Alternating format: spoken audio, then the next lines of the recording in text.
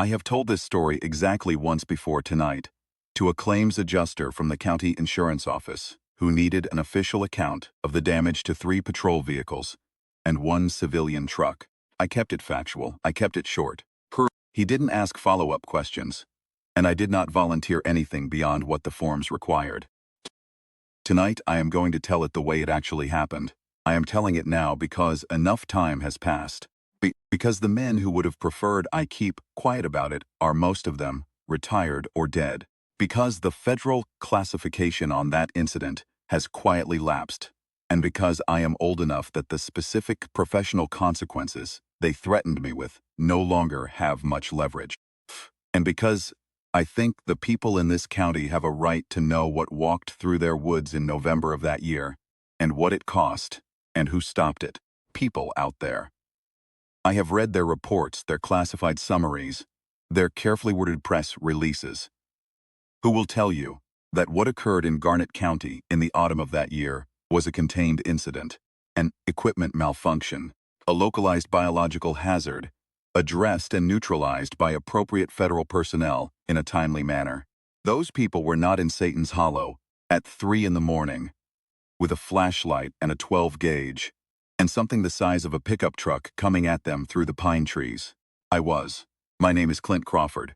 I was the elected sheriff of Garnett County, Texas for 11 years. I ran unopposed in 3 of those elections. I knew every road, every creek crossing, every low water bridge, every hunting lease and hay meadow and goat pasture in 412 square miles of East Texas. I knew which families had dogs that ran loose, and which ones kept loaded guns by the back door, and which teenagers were going to be parked out at Satan's Hollow on any given Friday night, regardless of what their parents told them. I was good at my job. I want to say that plainly, not as a point of vanity, but because it is relevant to what happened. The reason a county sheriff stopped what a federal response team could not locate in 3 days is not because I was exceptional. It is because I knew the land. I knew the specific bottomland along Piney Creek where the soil stays wet through November, and the hardwood roots undercut the bank, and a large animal with cold-blooded metabolism would orient to the water. I knew that because I had spent decades in those woods, and that knowledge is not something you acquire in a laboratory or a briefing room. It lives in your feet. It lives in the quiet part of your mind that reads terrain the way other people read faces. That is what this story is about, in the end. Not the creature, though the creature was unlike anything I have encountered before or since. Not the federal government, and its classified programs and its roadblocks and its documents. Those are the context. What the story is actually about is this. When something truly unprecedented comes down from the sky and lands in your county, the people who know that county are the ones who can deal with it. Not the people with the specialized training and the hazmat suits. The people who know where the water is. Was not, until that autumn, was prepared for the possibility that the sky itself could deliver something to my county that none of my training, none of my experience, and none of my instincts had any framework for handling. I was not prepared for the federal government to show up on my roads and tell me to go home, and I was not prepared for what I found in the dark, when I went looking anyway. But I am getting ahead of myself. The fireball came down on a Tuesday night in November. I heard about it Wednesday morning from Ed Pruitt, who ran the grain elevator out on County Road 7, and who had been up before dawn, loading a customer's truck when he saw the glow on the horizon, maybe 8 miles northeast, out in the direction of the Blanchard lease. He thought it was a barn fire at first. Then he thought it was too big and too bright for a barn fire. By the time he called my office, it had gone dark and cold, and there was nothing left to see except a faint smudge of smoke against the pine canopy.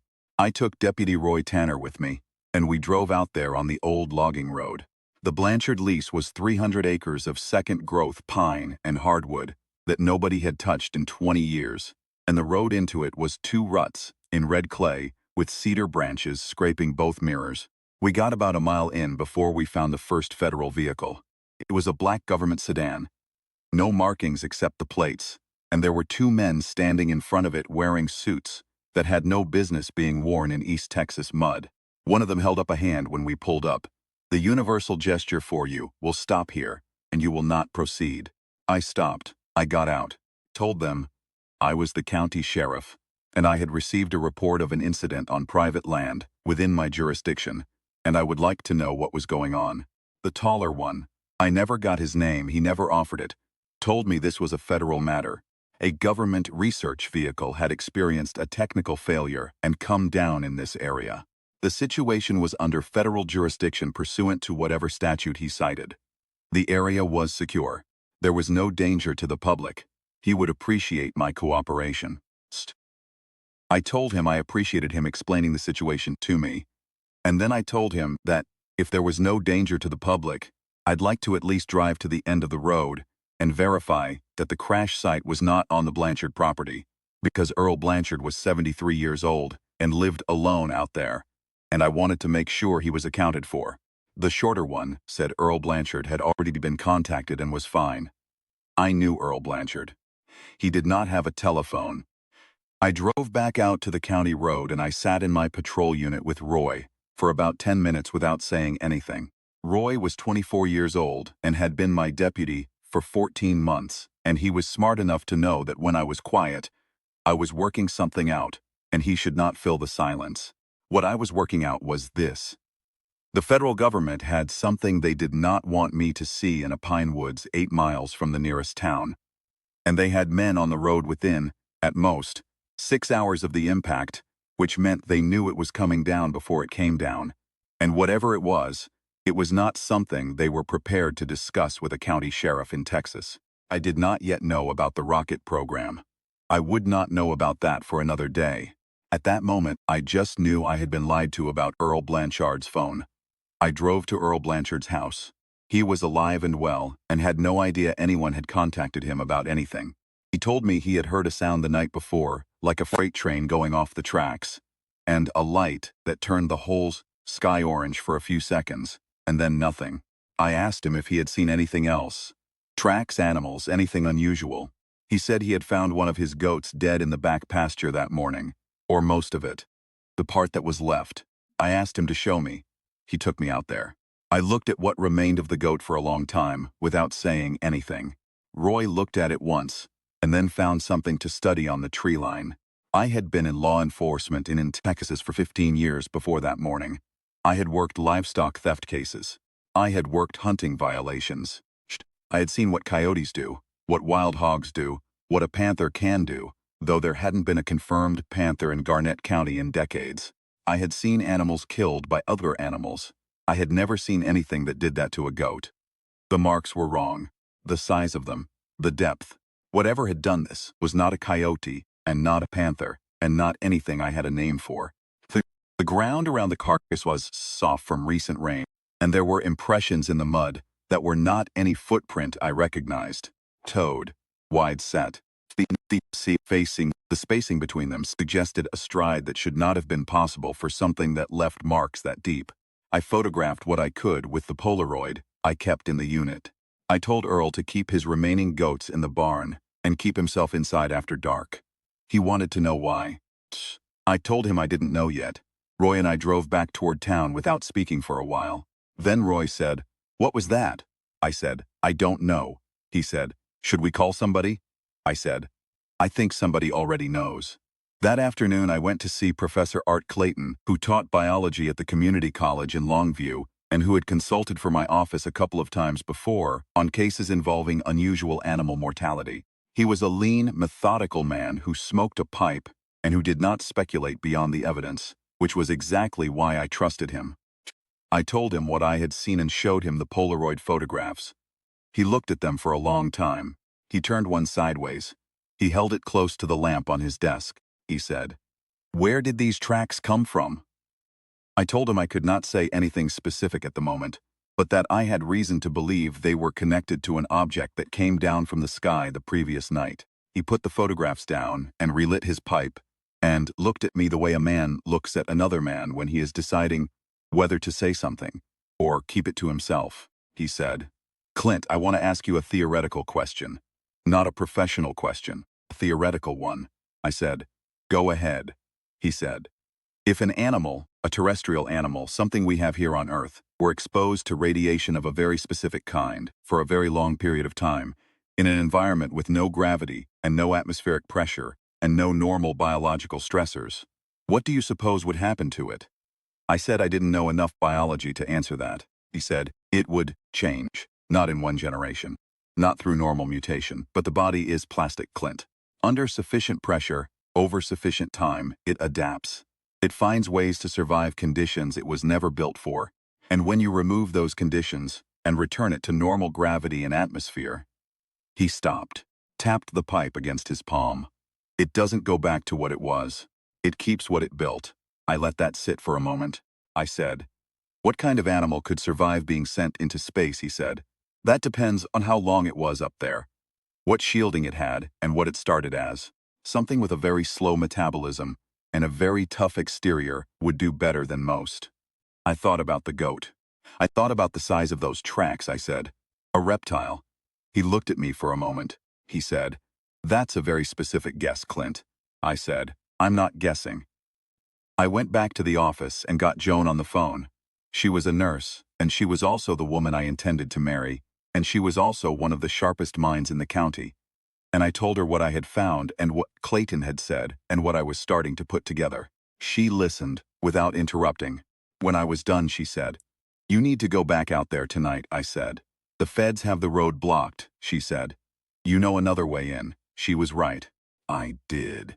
That night, I took Roy and we went in through the old county easement on the north side of the Blanchard property, through a gate that technically belonged to my office for access to the drainage easement along Piney Creek. And we came at the crash site from the wrong direction. Got within maybe 500 yards of it before we started seeing the lights. Portable generators. Work lights on stands, vehicles, men in what looked like hazmat gear moving around inside a perimeter. We didn't go any closer. We didn't need to. I had seen enough to know that whatever was in there, they were treating it like a biological event. They were suited up. They were working at night, which meant they did not want this seen. And they were working fast, which meant they were afraid of something getting loose. The thought arrived before I could stop it. Something they were afraid of getting loose that had already gotten out. I pulled Roy back before we were spotted, and we went out the way we came. I spent the rest of that night trying to figure out what exactly I was dealing with, and how to deal with it, without getting myself removed from the equation by a federal agency that had already demonstrated it had no interest in my participation. The second body turned up Thursday morning. It was one of Bauer's boys. I will not use his full name out of respect for the family. Found out at Satan's Hollow, which was a clearing in the National Forest land about 4 miles from the crash site that the local teenagers had been using as a gathering spot for years. I had chased them out of there plenty of times. It was not a dangerous place, or it had not been. The boy was 22 years old. He had driven out with a girl, and they had been parking the way young people do. And at some point in the evening, something had found them. The girl was not found. I will not describe what was at Satan's Hollow in any detail. I will say that the damage was consistent with what I had seen in Earl Blanchard's back pasture, scaled for a much larger target. The size of the marks, the depth, the same four-toed impression in the soft ground around the car, the same stride pattern, the same absolute confidence in the tracks. No hesitation, no circling, just straight approach, and then what followed the approach. The car itself had been pushed, not by the impact of a collision but pushed, leaned against. The frame bent in on the passenger side in a way that made my jaw tight when I looked at it. Whatever had done, that had done it with its body weight alone.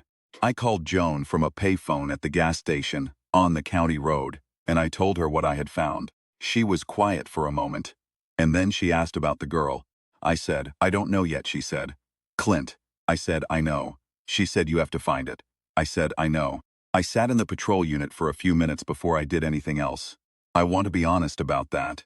I sat there and looked at the gas station and the 2-lane road and the pines on the other side of it. And I thought about the boy who was 22 years old and whose family I was going to have to call. I thought about the girl whose name I could not yet say for certain because I had not yet found her, and so she was still theoretically alive somewhere. And that theoretical was the worst kind of hope to carry because it required you to keep looking. while already knowing what the looking was going to find. I had notified next of kin before, more times than I wanted to count. A deputy sheriff in East Texas works livestock theft, property crime, the occasional assault, and a steady background of traffic accidents on roads that are not designed for the speed people drive them. I had sat with families and delivered the kind of news that changes what a house feels like. I had gotten through those conversations the way you get through them, which is by staying in your function. You are the county sheriff. You are there to inform and to help. Your function is to serve, and then to keep looking until you have answered every question the family is going to ask. This was different. This was a boy dead in the national forest land, from something that I did not have a name for, and could not explain and could not tell his family about. This was a girl whose last known location was a clearing in the woods 4 miles from a crash site that the federal government had sealed, and from which it had already turned me back twice. I sat for 4 minutes. Then I put the car in drive. I went back to the federal roadblock on the logging road, and this time I was not polite about it. I told the same tall man in the same muddy suit that I had a homicide on my hands, and I was holding the federal government responsible for the victim. And I intended to make that responsibility very public if I did not start getting some cooperation. He looked at me the way bureaucrats look at county sheriffs, when they have already decided that county sheriffs do not matter and will not be made to matter, regardless of what they say. He said, "Sheriff Crawford, I understand your concern. I am not in a position to discuss what is in that area or how it may or may not relate to your investigation. What I can tell you is that the situation is being actively managed by personnel with considerably more specialized training than a county law enforcement office can provide, and your assistance, while appreciated, is not required." I said, "It got out, didn't it?" He didn't say anything. I said, "Whatever was in that rocket, it got out before you locked the site down. That's why you're still here 3 days later. You're not cleaning up a crash, trying to figure out where it went." He looked at me for one long moment, and then he said, "I would strongly encourage you to focus on your own responsibilities, Sheriff, and I would strongly discourage you from going back into those woods." I thanked him for his time, drove to Clayton's office. I told him what I had found. I told him what the federal man had said or had not said. I told him about the size of the marks and the weight of the car damage. He sat back in his chair and looked at the ceiling for a moment and said, "Cosmic radiation does something specific to cellular tissue over a long enough exposure. It doesn't just cause random mutation. In reptilian tissue particularly, because reptile metabolism is so slow and so efficient, it tends to amplify. It increases density, mass, tensile strength. The animal becomes, in a very literal sense, more than it was," I said. "How much more?" he said. "I don't know. I don't know what was in that rocket, or how long it had been up there, or what the radiation levels were." "Clint," he paused, set the pipe down. "A standard Eastern American alligator massing 600 pounds, subjected to the right kind of radiation for the right period of time, could theoretically achieve a body mass 2 or 3 times that. Denser bone, denser hide, different musculature." I let that number sit in the room. I said, "Can it be killed?" He said, "Everything that lives can be killed, Clint. Question is how," I said. "Then we're going to go find out." He looked at me for a moment. He said, "When?" I said, "Tonight." He looked out the window at the pine trees along the parking lot. He was quiet for a moment. Then he reached over and picked up the pipe again and said, "What do you need from me?" I told him I needed him in the field because I needed someone who understood the biology of what we were dealing with. I told him I needed him to tell me in real time what I was seeing and how to use it. Iverkur. He nodded, like this was a reasonable request, which it was, coming from a man who had just told me he spent his professional life understanding the limits of living things. Before I left his office, Clayton told me something else that I had not asked about, and that I have thought about many times since. He told me about the nature of what the program had actually tried to do, as best he could reconstruct it from what little he knew of the research. The idea, the official idea, had been to understand what sustained space travel would do to biological tissue. If you were going to send a crew on a mission that lasted 18 months or longer, you needed to understand what that environment would do to them at a cellular level. The radiation, the weightlessness, the pressure differential. You needed a proxy. You needed something that could survive the conditions long enough to bring back usable data. A large reptile, something with thick hide, slow metabolism, efficient cellular repair mechanisms, was a reasonable choice on paper. The program had not adequately modeled, Clayton said, was the compounding effect. What happens when you take an organism that is already extraordinarily durable and you put it in an environment that strips away every predator, every resource competition, every environmental check on its growth, and you bathe it in radiation that accelerates cellular regeneration for a year and a half? You do not bring back the animal you sent up.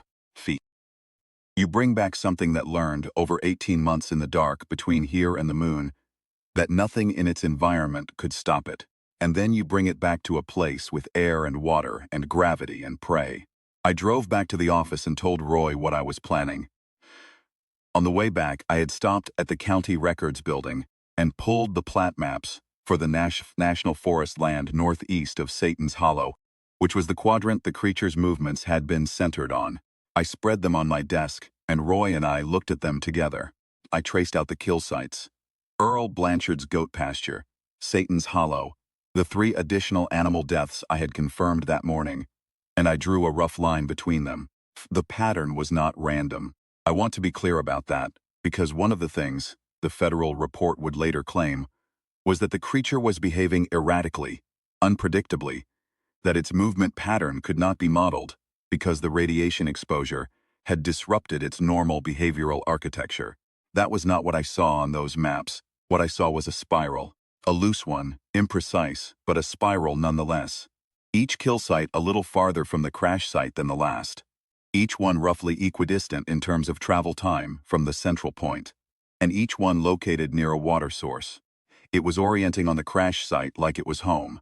It was moving outward from that point in expanding circles, and it was doing this at night and sheltering near water during the day. That was not erratic behavior. That was systematic behavior. That was the behavior of an organism that had spent 18 months in an environment where survival depended entirely on efficiency and pattern recognition, and that was now applying those same skills to a new terrain. Was, in the most unsettling sense, doing exactly what it had been trained by circumstance to do. Said, "So, it knows where it is," I said. "It's figuring it out," he said. "And tonight it's going to be." I pointed to a section of the map along Piney Creek, the bottomland east of the crash site, where the bank was undercut and the hardwoods were dense, and the soil was dark and soft and stayed wet through November. I said, "There, or close to it." He looked at the map for a moment. He said, "That's 3 miles of creek bottom, Clint." I said, "Then we start in the middle and work out." Roy said he was in.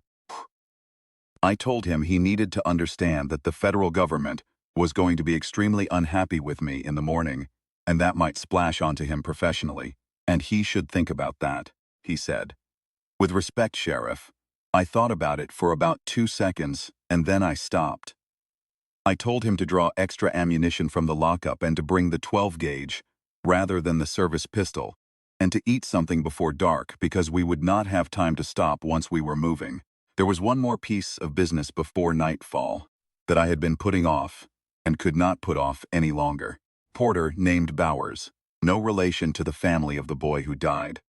It was a common enough name in the county. Had been coming to my office since the morning after the crash. He was young, 25 or 26, and he worked for the weekly paper out of Longview, and he had been hearing the same rumors everyone else in town was hearing about federal vehicles on the logging roads and something in the national forest, and now a boy dead at Satan's Hollow. He had been polite each time he came in. He had left his card. He had not published anything yet. He was sitting in my waiting room when I got back from Clayton's office that afternoon. I did not have much to give him. I could not give him the truth. Or I could not give him the federal angle, because the government had made it very clear what would happen to me professionally if I did. What I could give him was a statement about an active investigation and a warning to anyone who planned to be in the national forest land north of the county road to stay out of it until further notice. He wanted more than that. He was smart enough to know I was not giving him everything. He said, "Sheriff, People in this county are scared. They're for kids who go out to Satan's Hollow every weekend. There were kids who went out there last night despite everything. That stopped me, I said. What? I talked to a group of them this morning. A dozen or so, college age, early 20s. They were at the Hollow last night for some kind of party. They left when things got. He paused. Things got strange. I said, "What does strange mean?" he said. One of the girls said something large came out of the trees on the north side. She said it was moving fast and it knocked over a car. 3 of the kids ran. The others got in their vehicles and left. I don't think anyone was hurt. But Clint, he leaned forward. They described something that doesn't have a name in any field guide I've looked at. I asked him for the names of everyone who had been there.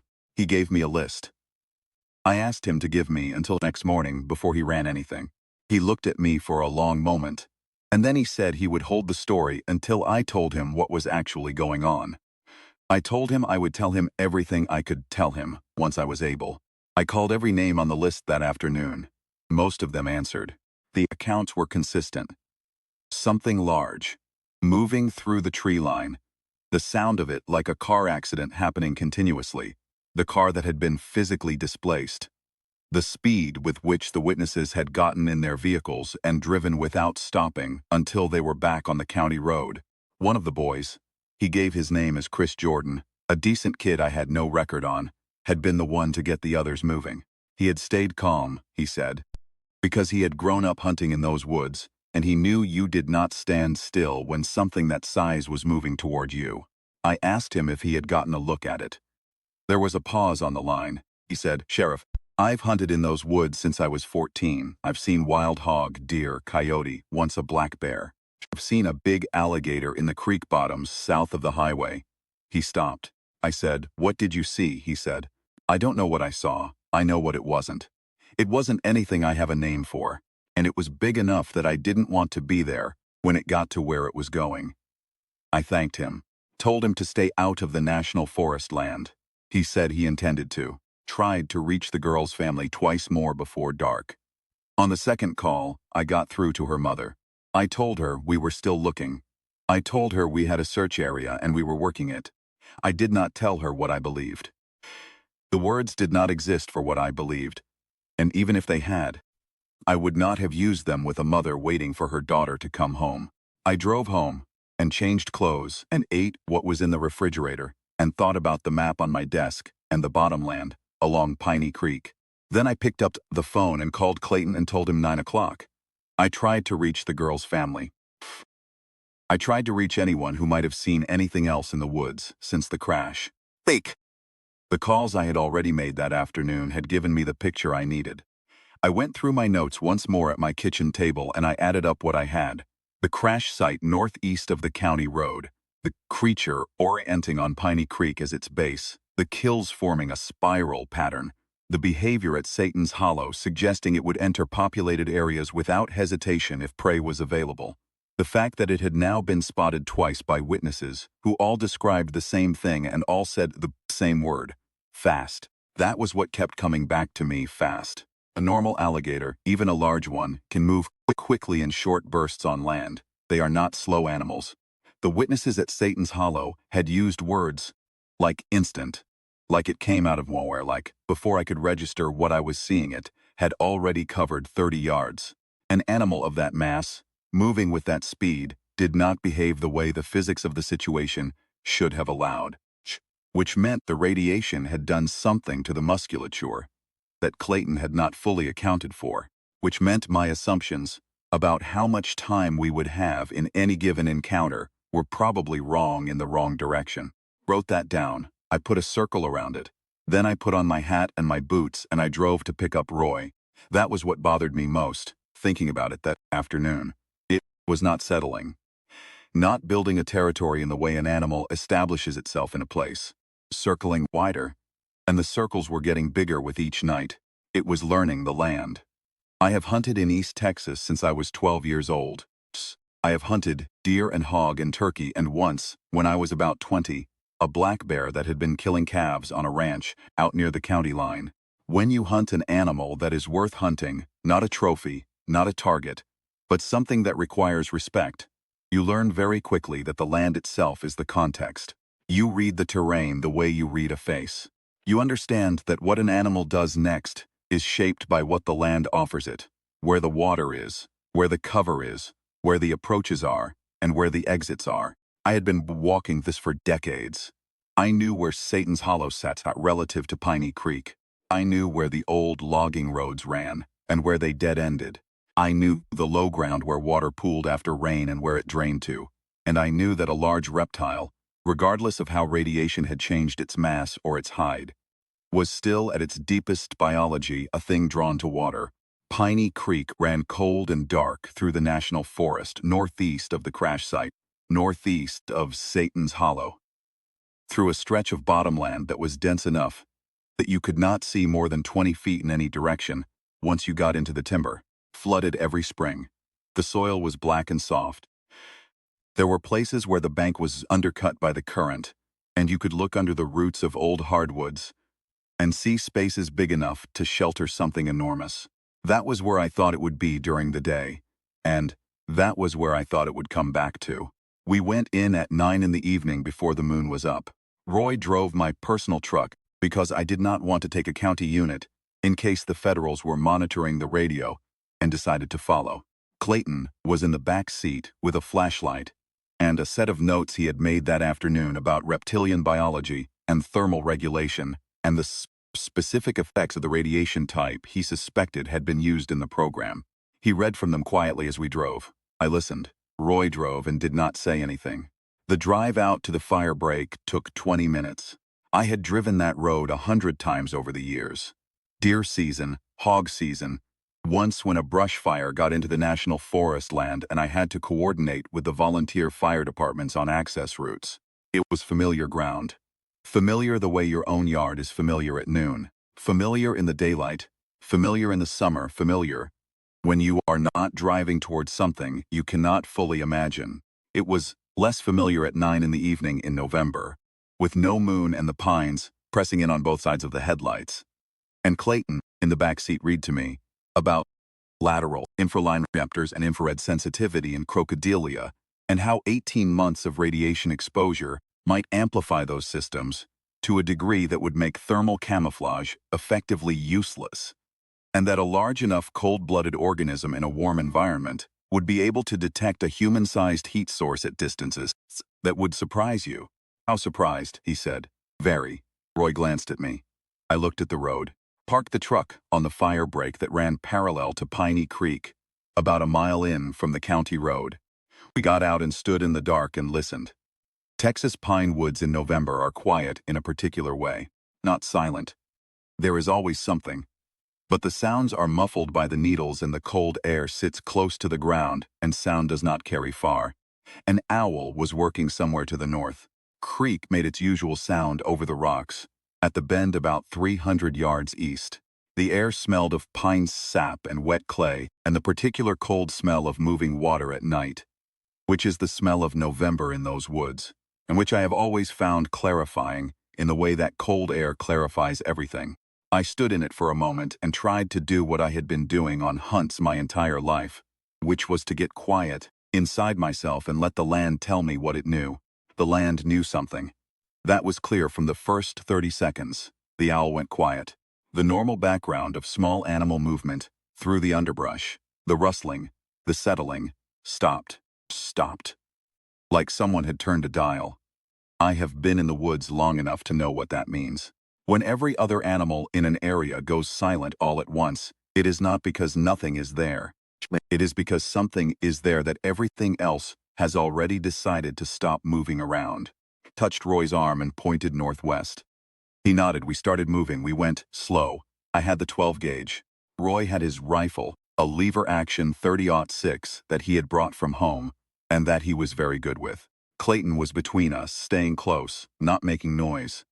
He had not made noise since we got out of the truck, which told me he understood the situation. We had gone about 200 yards when Roy held up his fist and I stopped. He pointed to the ground. In the moonlight, which was just enough to make shapes out of darkness, I could see the impression in the soft soil. Track. 4 toes, wide set. It pointed northwest to toward the creek, fresh enough that the edges had not slumped. I looked at Roy, he looked at me, crouched, and looked at the track for a moment, then straightened without a word. We kept moving. The moon came up just enough to give us shapes without detail. Enough to see the break in the trees ahead where the bottomland opened along the creek bank. Enough to see, when I stopped and crouched and held up my hand to stop the others, what was at the water's edge. I had told myself I was prepared.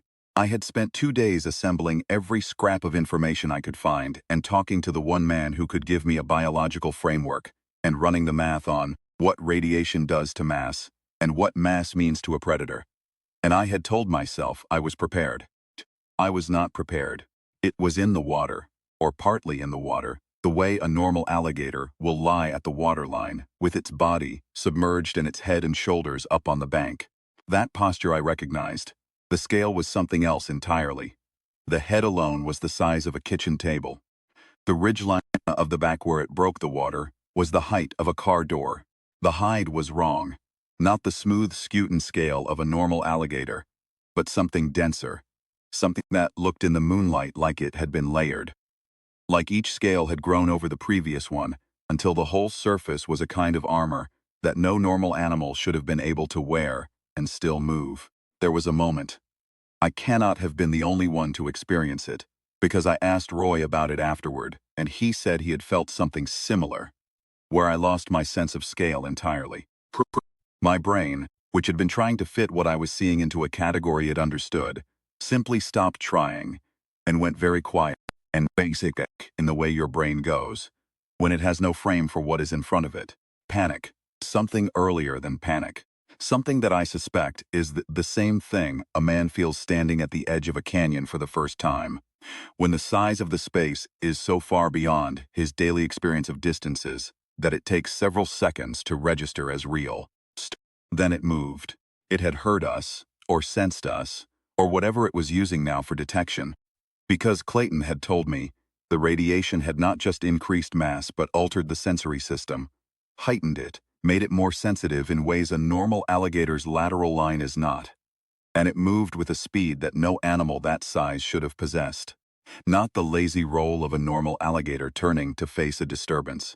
A direct, committed surge up the bank and toward us, the body coming fully out of the water in one continuous movement, the tail driving behind it. The footfalls in the soft bank soil, like something structural, was happening to the earth. I fired. The 12 gauge at that range, at that angle, should have put something down. It put something angry. I heard the shot connect. A sound like hitting a wooden wall with a baseball bat.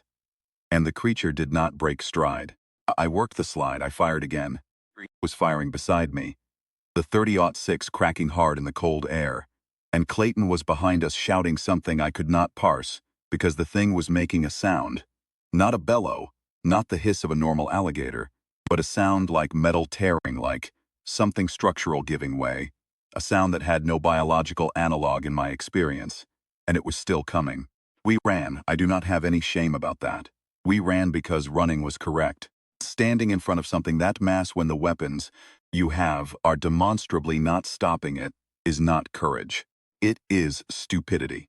We ran north along the creek bank, using the tree cover, because I had already thought about this possibility, and I knew the bank gave us lateral movement, and the trees gave us something between us and it. I had thought about the trees as obstacles. I had thought they would slow it down. I was wrong about that. It came through the second growth timber the way a car comes through a fence. Not stopping, not going around, just continuing forward with the understanding that the obstacle was not sufficient to constitute a reason to change direction. Roy went down. Not from the creature. He caught a root in the dark and went down hard, and I heard him grunt, and I stopped and went back for him.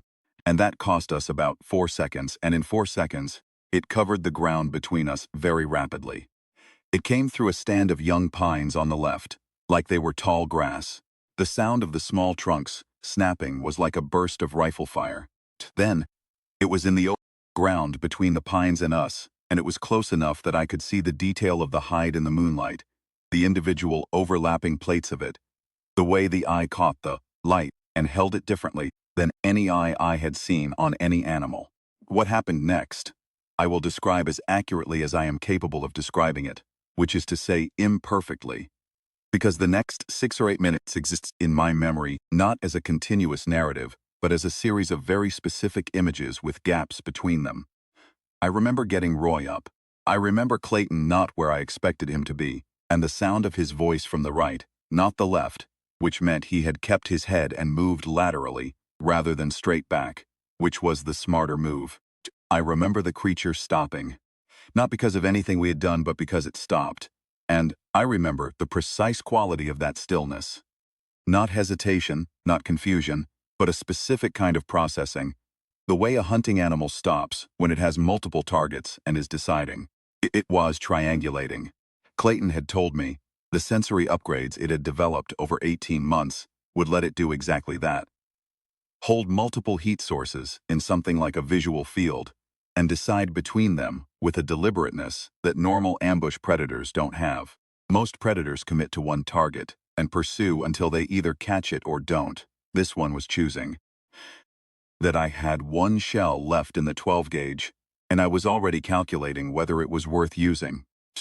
I remember Roy's breathing beside me, fast but controlled, and the sound of him working the lever on the 30-06 in the dark. I remember Clayton's voice, very clear and very steady, saying, "Clint, the eyes." And I remember understanding what he meant, all of it immediately, the way you understand something when someone says the right thing at exactly the right moment. Not a new idea, but an idea that had been waiting, fully formed, for the right key. You cannot stop something that massed with the weapons we had by hitting body mass.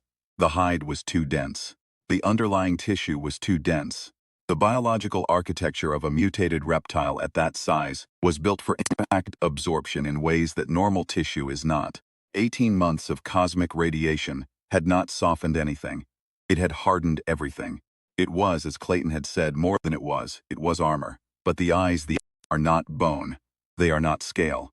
They are soft tissue performing a specific sensory function, and they are, on an alligator, exposed, large, accessible, set wide on the skull in a way that gives the animal its field of vision. And the eye connects to the optic nerve, and the optic nerve connects to the brain. And radiation does not harden nerve tissue. Radiation does the opposite to nerve tissue. The eye was the only thing on that animal that was softer than it should have been. Roy had reloaded. He had gone down with the rifle and he had come up with it. I do not know how long it took him. In the moment it felt instantaneous. I moved left. I moved deliberately, making noise, because I needed it to track me. Roy moved right, into the shadow of a big pine, a longleaf that had been growing in that bottomland for 60 years, and whose trunk was wider than my arm span. Clayton moved north, back the creek away from the angle which opened the sight line between Roy and the creature's head. The creature tracked me. It turned toward the noise I was making, the way a large reptile turns. Not quickly, but with a terrible, patient certainty. The head swinging to acquire the sound, the body following in segments.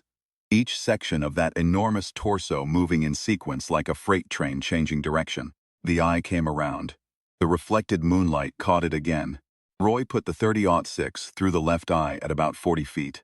The sound it made was something I do not have a word for. Not a roar, not a hiss. Something between. Something that went below the range where you hear it, and into the range where you feel it in your sternum. And it lasted for about 2 seconds. And in those 2 seconds, the creature moved in a way that had nothing to do with direction or intention. Convulsive, the tail sweeping. The forelimbs driving into the soil without purpose. Roy and I went into the culvert. The culvert was a concrete drainage pipe, maybe 4 feet in diameter, that ran under the old fire road crossing, and it ran east toward the creek, and I had known it was there because I had pulled it out of the plat map that afternoon and noted it as a potential shelter position if things went wrong. Things had gone wrong. So we were in the culvert, and we stayed in the culvert while what was happening above us ran its course. It did not die immediately. I want to be honest about that. Happened. To its nervous system happened over about 2 minutes, and those 2 minutes were not quiet or calm. But at the end of 2 minutes it was still, and it stayed still. And when I put the flashlight on it from the edge of the culvert, it was not moving in any way that living things move. I stood there for a while. Clayton came out of the dark to my left, moving carefully, and he stood beside me, and we both looked at it in the flashlight beam for a long moment. He said, "Well, yeah," he said. "I want to say that I would not have thought the eye shot would be effective given the structural reinforcement in the surrounding orbital area, but," he stopped at it. "Roy has very good aim." Roy, from the culvert, said, "Thank you, Professor." We walked out. I do not mean we walked to the truck with any ceremony. I mean, we walked to the truck without talking, and I drove us out of the woods on the fire break, and when we got to the county road, I stopped and sat in the truck for a minute, and then I pulled out onto the asphalt and drove toward town. The federal agents were at my office before 8 the next morning. Not the two from the roadblock, 3 others. Senior. The kind who carry the posture of people who have never been told they could not go somewhere. They knew what had happened. I did not ask how they knew.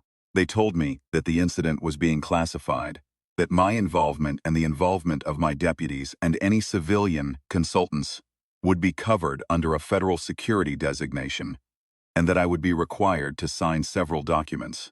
I read the documents, they were thorough. I signed them. Before I signed, I said, "There are people in this county whose family members this thing killed. They deserve to know what happened." The senior federal man said, "They will be notified that the threat has been eliminated. The specific nature of the threat will not be part of that notification."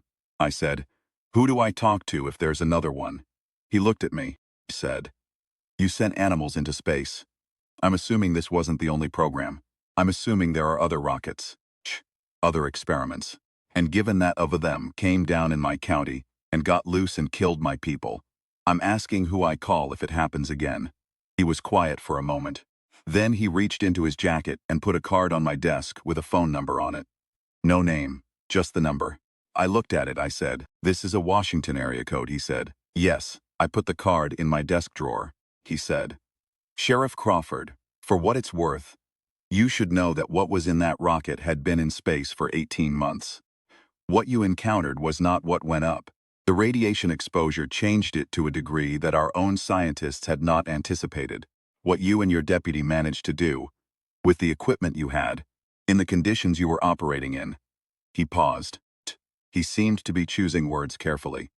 "Our own response team had been at the crash site for 3 days and had not been able to confirm the creature's location, much less achieve neutralization." I said, "You didn't know the land?" He said, "No." I said, "That's the difference." He thought about that for a moment, and then he picked up his briefcase, and then he and his colleagues left my office, and I sat there and listened to their vehicles pull out of the parking lot. Roy came in about 20 minutes later.